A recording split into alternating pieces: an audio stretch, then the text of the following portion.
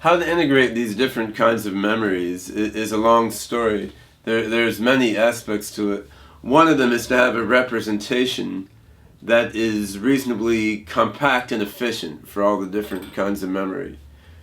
There are many, many different universal representations in computer science. Like you could represent anything in a neural net. You could represent anything using predicate logic. You could represent anything using computer programs in any programming language. So having a universal way to represent knowledge is nothing special. But it all comes down to simplicity. Can you represent the things that you really need to work with to achieve your goals in a way that's compact and easy to manipulate, easy to work with? So if you want to integrate all the different kinds of learning, acting on the different kinds of memory, one way to do it is to have a representation that provides a compact and easily manipulable representation for all these different kinds of knowledge. Another way would be to use different representations for the different kinds of knowledge and then convert between all the representations. What we've done in OpenCog is have one central representation, which we call the atom table, which is a mathematical object called a weighted labeled hypergraph. And then we have some other specialized representations for different kinds of knowledge. So for procedural knowledge, we use little program trees. For attentional knowledge, what to pay attention to, we use some sparse matrices. But all these specialized knowledge representations get converted into and out of the atom space representation, the weighted labeled hypergraph. But having a common representation language is just part of the story. You also need the learning algorithms associated with the different kinds of memory to be able to understand what each other are doing so they could help each other out. And for this, you need the different learning algorithms to sort of speak the same internal languages as each other while they're doing their work. One of the things we do in OpenCog to help the different learning algorithms work together is use a common probabilistic semantics across all the different learning algorithms. We use probability theory internally in each of our learning algorithms. That means when one learning algorithm wants to talk to another learning algorithm, they can swap probabilistic information. Of course, using probabilities everywhere doesn't immediately make it possible for different learning algorithms to synergize and help each other out, but it kind of gives you a starting point. And this is one of the differences between my AI work now and the AI work I was doing in the late 1990s. I had an AI company called WebMind between 1997 and 2001. Originally the name was Intelligenesis, the birth of intelligence. But we changed the name at a certain point because business people found that too hard to pronounce and spell. Although Germans liked it, since they like long compound words. I was one of 5 co-founders of WebMind. I was the CTO, the Chief Technical Officer. We had other folks handling the business side. We were trying to build general AI and do a whole host of different business applications, largely centered on natural language processing. We had an AI design vaguely similar to OpenCog. On the software engineering level, it was very different and much less efficient. Conceptually, the biggest difference was that the different learning algorithms didn't have a common semantics internally. Each of the learning algorithms sort of did things its own way. And in principle, that's okay, but in practice, that made it hard for them to synergize with each other. So when I designed my next AI system, which was the Novamente cognition engine, that was later open source to form the beginnings of OpenCog, I really focused on probabilistic language as a way to bind together all the different learning algorithms associated with the different kinds of memory. And this has made my AI systems these days a lot more tractable and easy to think about. Still as a 900-page book explaining how to do it, but it's a lot simpler than the previous version was. part of my mind would like to find a way simpler way to make AI. On the other hand, when I look at the brain and look at a neuroscience textbook, the neuroscience textbook for Intro to Neuroscience is more than 900 pages thick, and it's really just the abstract for neuroscience. That 900-page neuroscience textbook gives you maybe 30, 50 pages on each part of the brain. At the end of that is like 5 pages of references into the literature. So the human brain certainly is not a paragon of simplicity. There's many different brain regions, so many different types of neurons, types of neurotransmitters. There's a lot of different things going on. Maybe there is some really simple algorithm that would lead to human-level AGI. If so, it's going to be nothing like what the brain is doing, because the brain is a big, complex, heterogeneous mess. Of course, there are common principles underlying what the different parts of the brain do, but just knowing those principles doesn't necessarily get you that far toward building a brain. We know how a neuron works. That's nice. That's important. But there are many, many kinds of neurons. And the difference between pyramidal neurons, interneurons, Purkinje cells, and all the others, these differences are very important to how the brain works and how it generates the human mind. Just like in OpenCog, the little differences between the nodes and links we use for declarative knowledge and the nodes and links we use for procedural knowledge are really important for the system working. Einstein had a quote about theoretical physics. He wanted a theory that was as simple as possible, but no simpler. Obviously, that applies to AI as well.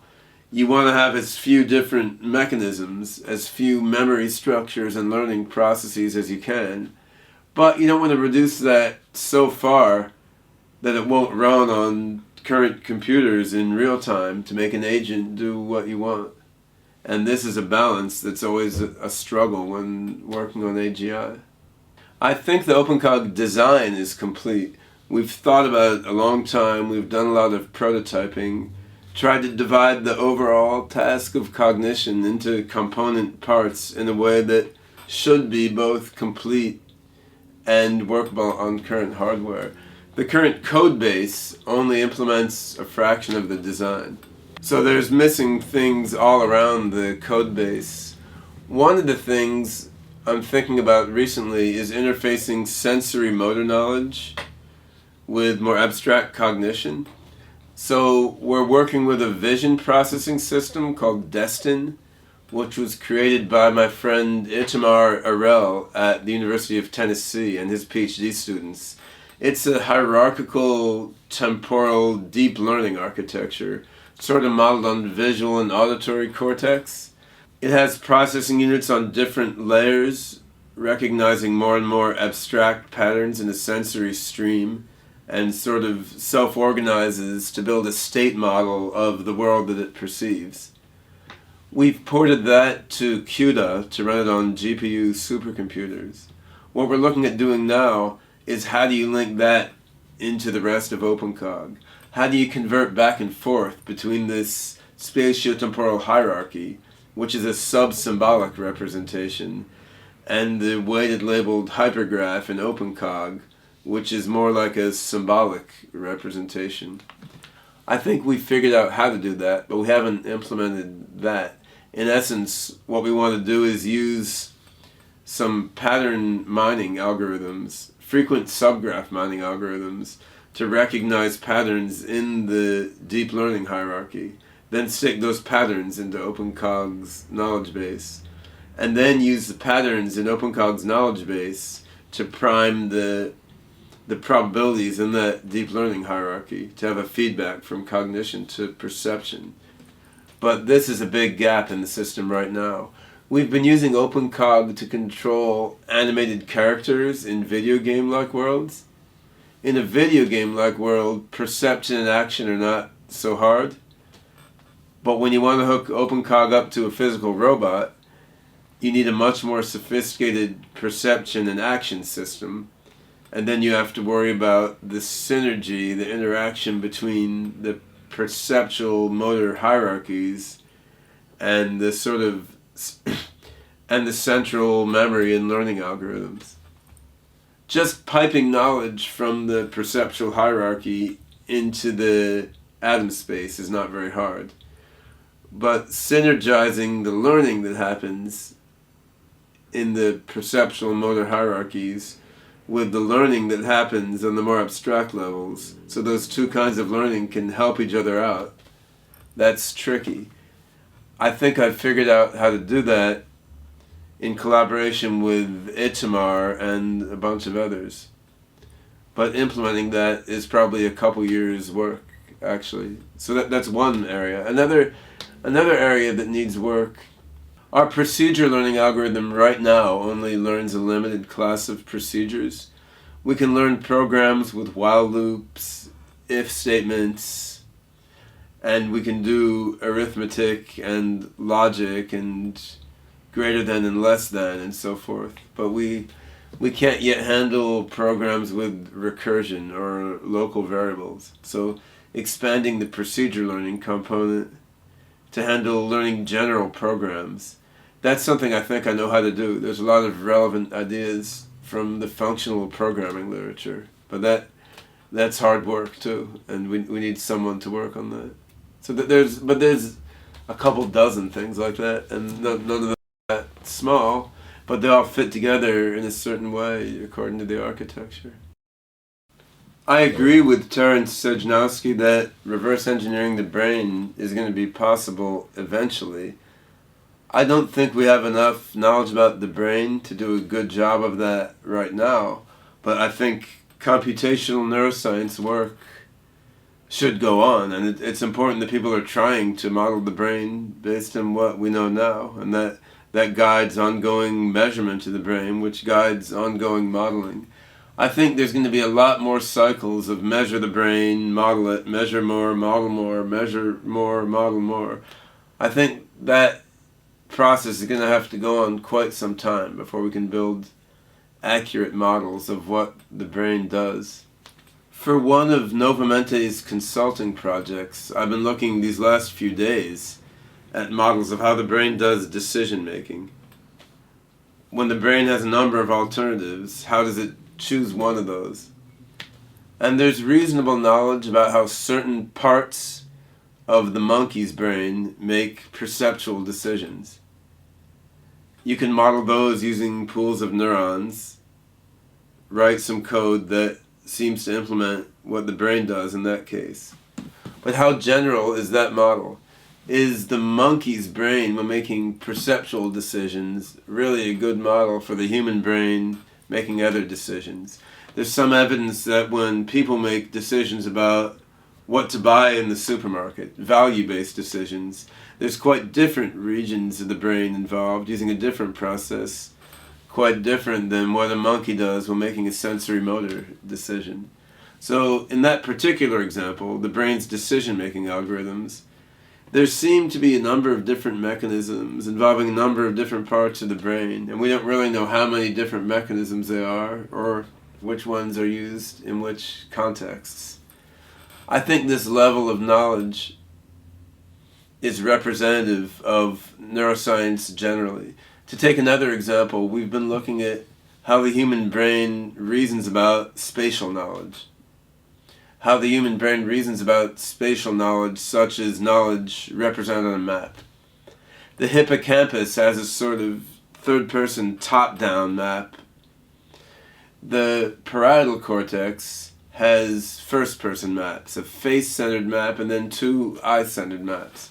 Then there are connections between the parietal cortex and the hippocampus that somehow coordinate those different maps of the world with each other, the third person and the first person.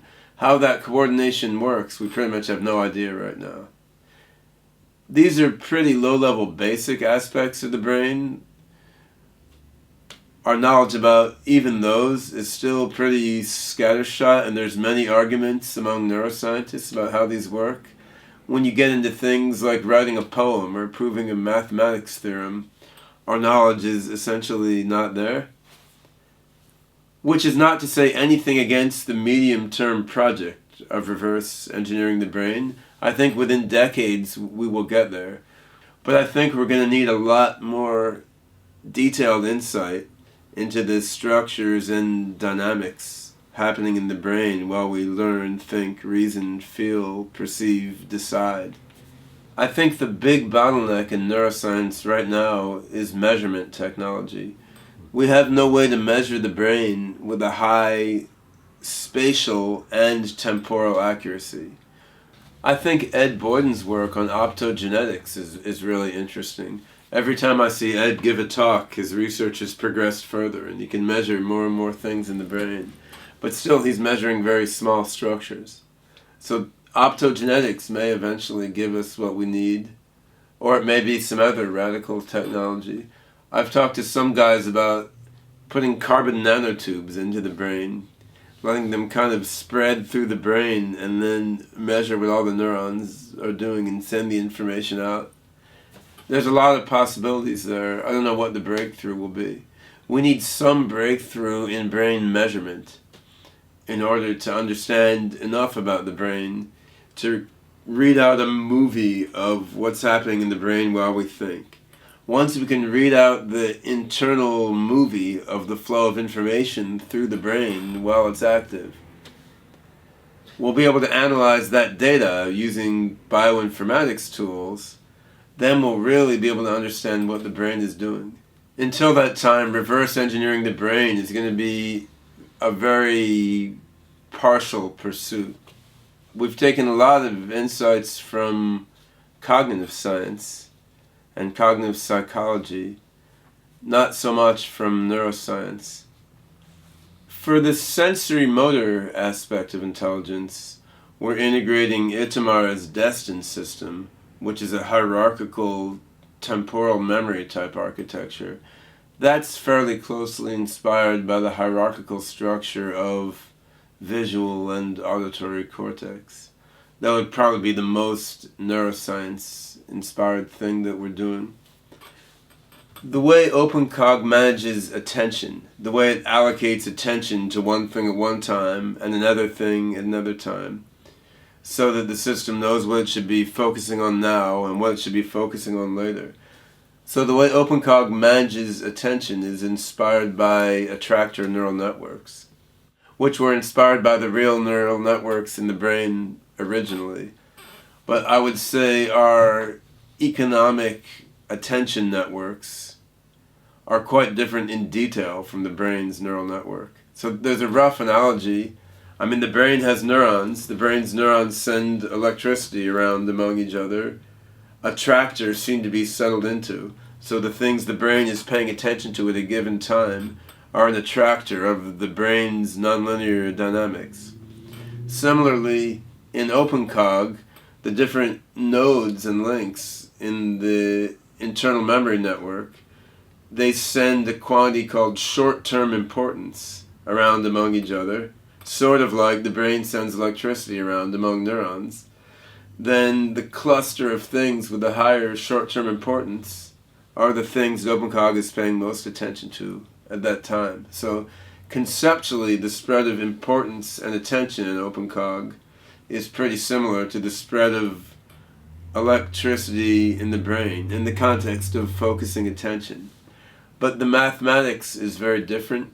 We've made no attempt at all to emulate the mathematics of electricity or blood flow in the brain and the firing of neurons or anything like that. The correspondence is at a higher and more abstract level.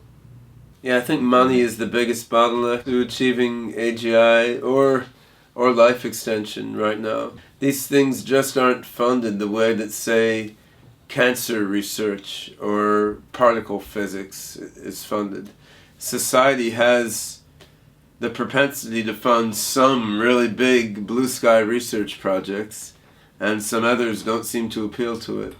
Right now, AGI and life extension don't seem to appeal to the mass mind in the way that particle accelerators or cancer research do. And why that is an interesting sociological question, but it's certainly a fact right now. If the budget of the National Cancer Institute or the budget put into building humongous particle accelerators were spent trying to build thinking machines, AGI would be improving a lot faster. So I guess the thing is, because of the funding bottleneck, we're progressing very slowly toward discovering what the other bottlenecks may be. Say I have a big design for OpenCog. I haven't implemented everything in that design. That's going to take a number of years. It's going to take more years than it should because our funding is not as much as it should be. As we progress through that design, we may well hit other bottlenecks that we don't know right now. But we're taking a long time to get to the point of learning what the bottlenecks are because we don't have that many people working on the project. Although I'm happy we do have a team of 6 guys in Hong Kong working full-time on making OpenCog smarter and smarter. However, if we had 20 instead of 6 people, I think we would be going 3 times as fast. Having better hardware would speed up AGI research quite a bit. I think you always want more hardware for experimenting and testing with something than you ultimately need when the thing is finished and you understand it. An experiment that now runs for 3 hours could run for 3 seconds on much better hardware. Then you would get information from that experiment much faster. You could run a whole bunch of experiments in an automated way and gather statistics on it very rapidly. I think our learning process would be much faster if we had much better hardware, independently of whether you need that kick-ass hardware to make your final thinking machine. I did work on text compression and image compression for a while. That's, of course, compression is all about taking a big file and representing it as a small file. Yet, compression research requires huge amounts of disk space. Why? Because you're experimenting on a lot of files, trying out a lot of different compression algorithms and seeing how well they work. Once you know the right compression algorithm to use, of course you don't need a lot of memory to run it, but the research required a huge amount of disk space, and AGI is sort of the same way. We have a general idea of what algorithms and structures and architectures we need to use to make AGI. We need to run a lot of computational experiments to figure out how to fine-tune all the details. You know, if you had 1 billion computers, you could run 1 billion experiments at once, and that would give you information really fast.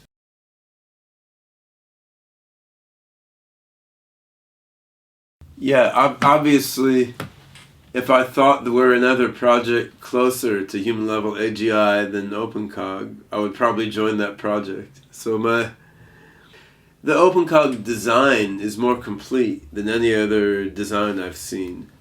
What I've done in building better minds, like laying out in 900 pages a detailed description of each step you need to follow, a detailed description of each step you need to follow to get from here to AGI. No one else has done that for their AGI design. There are other AGI systems where the people behind it believe that they understand how to get from the current state to the end goal, but they haven't laid it out in detail. That's one reason I think OpenCog has an advantage. We have the detailed design from here to AGI laid out step by step. For about a decade I was working on AGI commercially, first within WebMind Incorporated, then within Novamente LLC, both of which were fairly small companies. The idea there, of course, was if you could be the first ones to develop a human-level AGI within your company, you'd become incredibly wealthy. You could generate huge amounts of money to do research in anything you wanted. Your investors would love you. They'd become rich. But there is a shortcoming to that approach, because there's a lot of wisdom and a lot of brilliance in the world at large, in academia, in other companies, in hobbyists working on AGI. You're not able to harness that when you're doing a small project siloed off in your own company. Even a company like IBM or Google, if they had a sort of tiger team working on AGI, it's still going to be 20 guys sitting there focusing on AGI, isolated from the rest of the world. I think the AGI problem is hard enough and multifaceted enough that it really benefits from an approach like open source, where you can bring in insights from all over the place. So that's another advantage I think the OpenCog approach has. But I do think there's a number of other AGI architectures that have a lot of this story right, even though they may not have laid out all the steps to human-level AI in so much detail. Joshua Bach is a cognitive scientist based at Humboldt University in Germany. He wrote a book called Principles of Synthetic Intelligence, where he lays out his approach to AGI in some detail. Pretty much, his detailed analysis only goes through a sort of generally intelligent animal in a simplified world. Then when you get to language and higher order reasoning, his descriptions get a lot more vague. He didn't work out all those details yet. But I like his approach. I think it's going in a good direction. We took a lot of ideas from Joshua's approach and integrated them into OpenCog. Joshua's system is called micropsi. It's based on a cognitive theory called psi that was developed by the German psychologist Dietrich Dorner. And we've now put something called OpenPsi in OpenCog, which helps OpenCog deal with action, selection, motivation, emotion, and a few other things. There's a cognitive architecture called LIDA, developed by Stan Franklin at the University of Memphis, which I also think has a lot of promise. LIDA is also inspired very heavily by cognitive science. Stan Franklin designed LIDA based on consultation with Bernard Bars, who's a well-known cognitive psychologist. Bernard Bars invented what's called the global workspace theory, which is a theory of consciousness as a sort of workspace that gathers together things from everywhere else in the mind and then broadcasts messages throughout the mind. So Bars had global workspace theory, which is about the feedback between the centralized workspace of reflective consciousness and the more distributed learning and memory processes in the unconscious. Stan Franklin took the global workspace theory and integrated it with his cognitive architecture to form the LIDA system. Overall, I think LIDA's picture of the mind makes sense. I don't think they yet have really scalable learning algorithms. And I don't think they've thought that much about how the different learning algorithms inside LIDA should work together to yield cognitive synergy that would support scalable intelligence. So I don't think they've put all the pieces together. But I do think they're going in a good direction. Now, Itamar Arel, who's a close friend of mine at University of Tennessee in Knoxville, he has a system called Destin, which presently is a perceptual hierarchy, somewhat similar to Jeff Hawkins' HTM, hierarchical temporal memory. But I think Itamar got the details right. It's a deep learning network. It uses probability theory, clustering, and pattern recognition. It seems to be pretty good at building a state model of the world. Itamar's general theory of AI couples that perceptual hierarchy with two other hierarchies. He's got a perceptual hierarchy, a motor hierarchy, and then a reinforcement hierarchy, a reward hierarchy. His idea is to integrate these three hierarchies together so that the feedback between all of them gives rise to general intelligence. He hasn't gotten too far through implementing that yet, just due to lack of resources and lack of time. I think the general theory makes some sense. I'm not sure how far he can go without adding additional components. Maybe those three hierarchies are only part of the story. Once he hooks those together, he'll discover he needs other components. For example, the hippocampus is not a hierarchy. The olfactory cortex and certain parts of the cognitive cortex are not hierarchically structured. So I'm not sure how far you can go by hooking together three hierarchies. On the other hand, once you have feedbacks between the three hierarchies, you have a lot of heterarchy in there as well, a lot of non-hierarchical connections, self-organizing. So maybe that approach could work. Itamar is an electrical engineer originally. He did a lot of work on chip design. So his idea is ultimately to engineer custom chips, which are specialized to his three processing hierarchies. One advantage of his design is it could really be easily put on specialized chips, whereas to design an OpenCog chip would require much more sophisticated chip design.